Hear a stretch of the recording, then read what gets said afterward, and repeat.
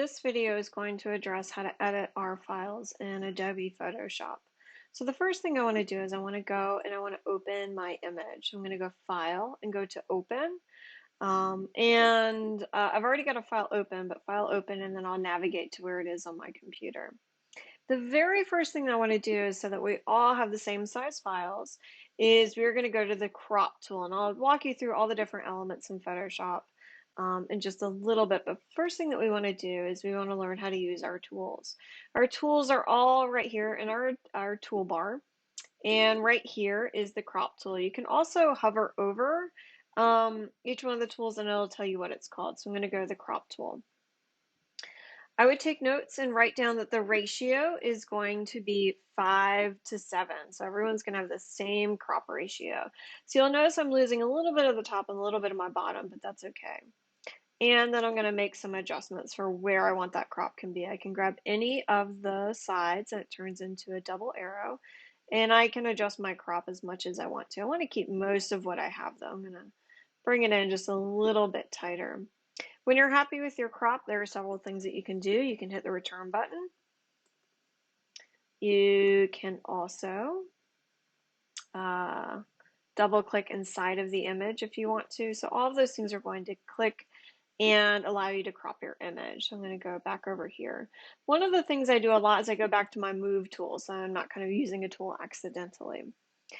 So within our space, we've got all of our tools right here, and a lot of times there are tools nested under other tools. So if I go to the paintbrush tool and I click and hold it, I not only have my brush tool, but I also have my pencil tool, my color replacement tool. I've got lots of different things kind of nested within each one of these areas.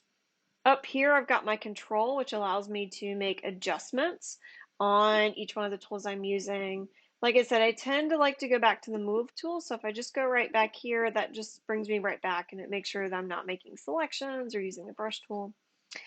And over here is going to be our different palettes that we're going to work with. And so everyone's palette might look a little bit different. The first thing I would suggest when you are in Photoshop is to go up to Window, go down to Workspace, and I've got a workspace I've already designed for myself, but I think to make it easier for everyone, I would just go to Essentials and click on Essentials, and that's essentially just going to give you adjustments and layers, and that's all we're working with today.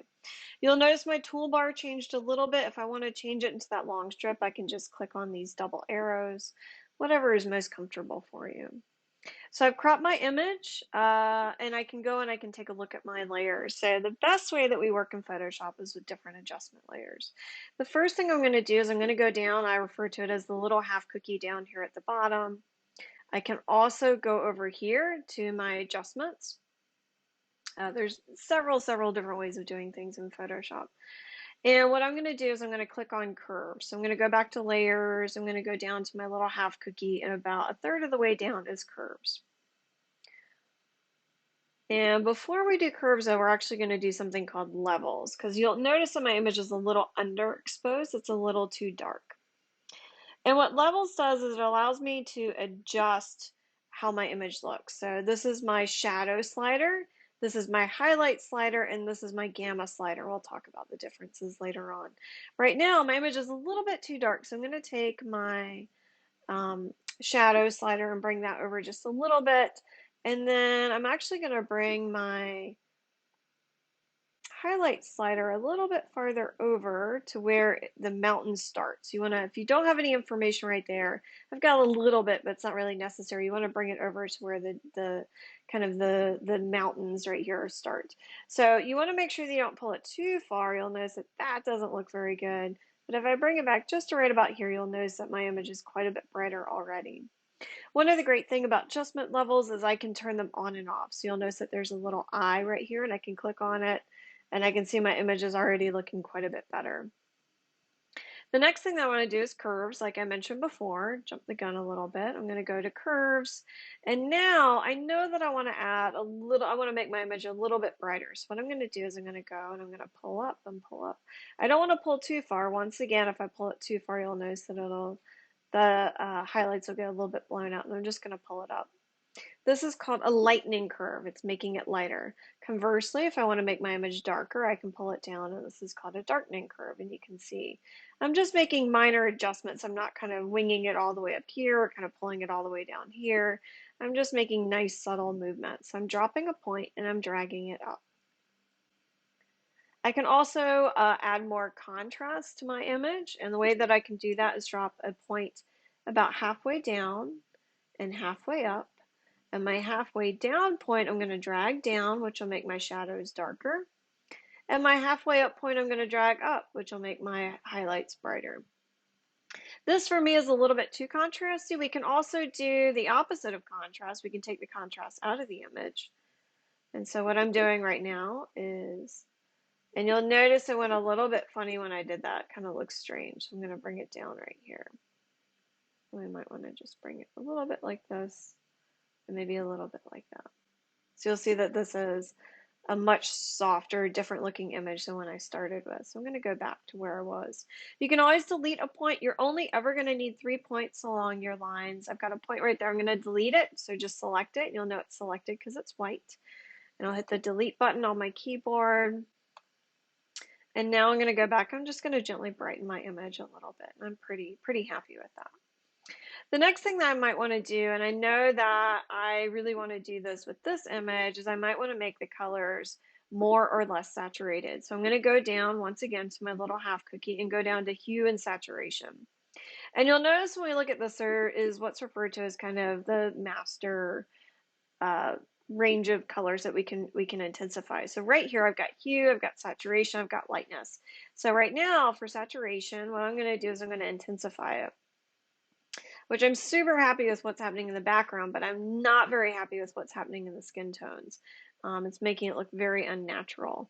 So what I'm going to do is go to master, and I'm going to go down to, we'll start with our reds a little bit. And so if we desaturate our reds, you'll notice that that's making my skin tone look a little bit better. And also if I go to my yellows, and I'll bring that out a little bit. We can also do our magentas if we wanted to as well. And so you'll see that skin tone looks a little bit better, and then all of the colors are popping a lot better, and I'm really quite happy with that.